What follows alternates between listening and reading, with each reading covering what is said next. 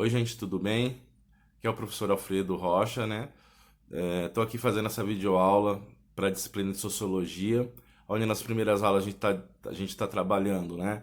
Refletindo sobre o que é a ciência Sociologia, o seu objeto de estudo e o contexto histórico, tá? Espero que contribua com os estudos de vocês essa videoaula aí, certo? Bom, para a gente começar a falar da ciência Sociologia, eu vou utilizar a estratégia de citar os seus precursores, né, na Europa, no caso o Auguste Comte e o Émile Durkheim. O marco temporal aí que a gente pode considerar é do século XVIII ao século XIX, tá? E a necessidade de surgimento da sociologia é decorrente de uma série de fatores históricos que aconteceram na Europa, tá? Então a gente vai começar a enumerar eles aqui agora, tá? Bom, o primeiro elemento aí que a gente pode citar é a herança do Renascimento da valorização da razão, né?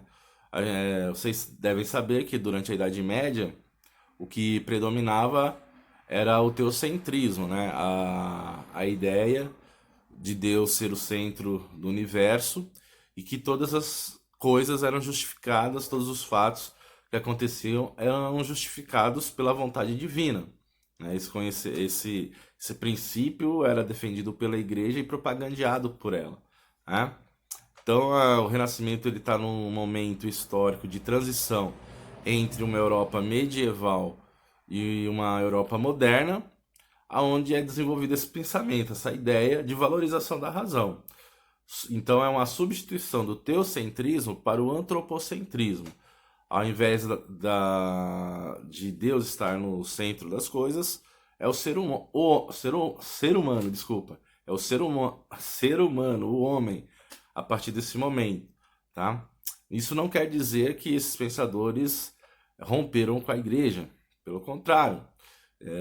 Um dos argumentos que eles utilizavam era que o ser humano, como imagem e semelhança de Deus, era ter inteligência e capacidade de pensar as coisas. Assim, então, é, a aceitação sem crítica das justificativas para as coisas não era algo que agradasse a Deus. Pelo contrário, você deveria criticar e investigar para buscar a verdade, entende? Então, é nesse sentido que o Renascimento colabora para o surgimento da sociologia, dessa valorização da razão e a busca da verdade, tá? Bom, um segundo elemento que a gente pode citar aí é as grandes navegações, o próprio desenvolvimento do capitalismo, que vai fazer com que a economia gere muita riqueza, né? Vai aprofundar o contato do europeu com os africanos, com a Ásia, e vai trazer inovações que é o contato do europeu na América e na Oceania, né? Então essas situações vão trazer novas relações que alguns fatos positivos para os europeus, outros negativos, que serão objeto de estudo da sociologia, né? As relações entre esses povos e as consequências do enriquecimento da Europa em relação decorrente da exploração dessas áreas, certo? O terceiro elemento que a gente pode destacar seria o iluminismo, né? O movimento intelectual, né? Que vai defender a ideia de que o desenvolvimento intelectual do ser humano vai levar ao desenvolvimento humano e seria capaz de melhorar a humanidade, né? Melhorar a situação de vida de todas as pessoas, né? Então o iluminismo vai trazer isso, e isso vai influenciar o surgimento também da sociologia, tá? Algumas revoluções, né, também vão contribuir para o surgimento da sociologia. A gente pode citar a Revolução Americana, a Revolução Francesa, né, que vão trazer modificações no aspecto político, né? O antigo regime francês, né?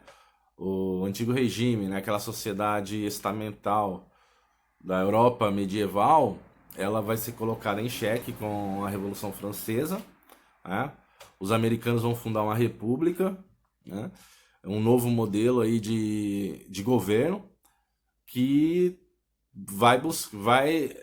assim, no momento que eles são instalados, né, principalmente na França, vai gerar um caos, né? Aí entra o Auguste Comte, que vai falar, que vai entender que esse caos precisava ser analisado, estudado para ser proposto alguma solução, né? Porque não estava causou uma verdadeira assim desordem social as inovações da Revolução Francesa, né, ao fim do antigo regime. A gente pode citar também, nesse mesmo linha, a Revolução Industrial, que vai trazer também grandes modificações na sociedade, né?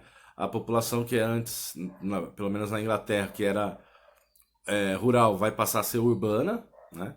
Só que essa população urbana não vai ter, a indústria não vai absorver todas essas pessoas, e aí vai gerar desemprego, desigualdade social, ao mesmo tempo que gera riqueza, também vai gerar muita pobreza, né? A chamada desigualdade social, né? E com essa desigualdade vem violência, doença, né? Fome, abandono de crianças, né? E aí esses serão os objetos de estudo da sociologia, né? Os problemas decorrentes da vida em sociedade, né? Que eu posso citar mais. Hum, Importante destacar que a industrialização ela teve seu lado positivo, né? Porque ela proporcionou um aumento da produção e esse aumento da produção vai fazer com que vai ter como decorrência o aumento da população. As pessoas terão mais acesso a gêneros alimentícios, a bens de consumo, né? Porque vai ficar mais barato. E isso vai levar a um aumento da população. Por outro lado, aquilo que eu já falei antes, né? Como essa industrialização não vai absorver todo mundo, vai gerar alguns problemas que já foram citados aqui. Bom, nesse sentido, então, o Auguste Comte ele vai desenvolver um método chamado positivismo, né? Que consistia em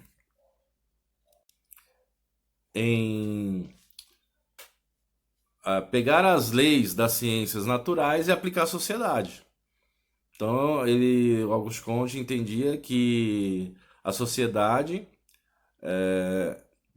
tinha leis assim como as ciências naturais. E aí você o estudioso, né, deveria entender quais eram essas leis para poder solucionar os problemas da sociedade. Então, a gente pode dar um exemplo assim, problemas familiares, né? Problema dentro da família. A família faz parte da sociedade.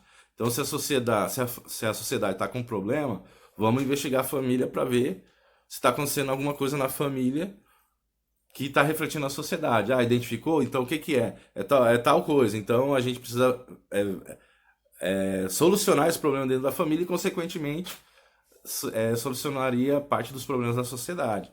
Então, mais ou menos nesse sentido assim. Entendendo também a questão da imparcialidade. Auguste Comte, ele, como positivista, ele defendia a ideia que o cientista deveria ser totalmente imparcial, né? Hoje a gente já sabe que isso é difícil, né? É difícil existir 100% de imparcialidade, né? Mesmo para você escolher um objeto de estudo, requer uma empatia. Então, se tem uma empatia, já não é imparcial, tá? Bom, então para Comte, esse estudo, essa análise da sociedade, tentando implantar essas leis naturais na sociedade, ele deu o nome de física social. Então ainda não se falava assim em sociologia, e sim em física social, tá? Que era a tentativa de reordenar a sociedade que estava totalmente um caos devido a esses elementos históricos que eu hoje citei. Iluminismo, Renascimento, Revolução Francesa, Revolução Industrial, né?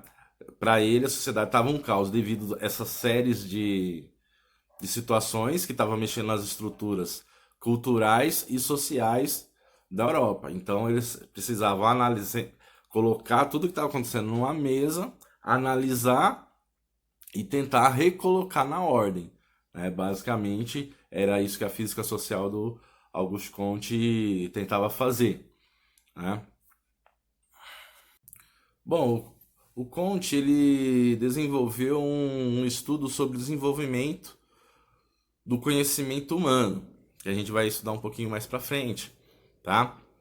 E aí, o seu sucessor, né, o Emile Durkheim, ele vai fazer algumas críticas ao Comte. Ele vai dizer, por exemplo, que o Comte ele ficava muito no campo filosófico da coisa, né? Então ele entendia, devido a isso, era um pouco limitada as concepções do Auguste Comte, né? Sendo assim, o que ele vai fazer? O Emile Durkheim, ele vai desenvolver um método científico comparativo. Então, o Emile Durkheim ele vai estudar várias sociedades que têm os mesmos problemas e verificar como cada sociedade tratou esses problemas, entende? Então, aí a grande sacada do Emile Durkheim foi essa: desenvolver um método para analisar a sociedade. E o método dele era o método comparativo, né? Então, o problema da fome, o que está a fome na Inglaterra está acontecendo de tal maneira, na França, e na Prússia, e na Itália está acontecendo de que maneira?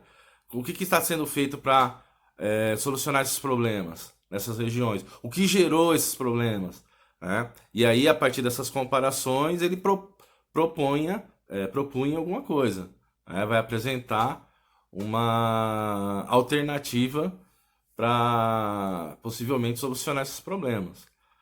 Tá certo, pessoal? Espero que vocês tenham gostado. Se inscrevam no canal aí, dá uma curtidinha básica, né? E abraço, até a sala de aula.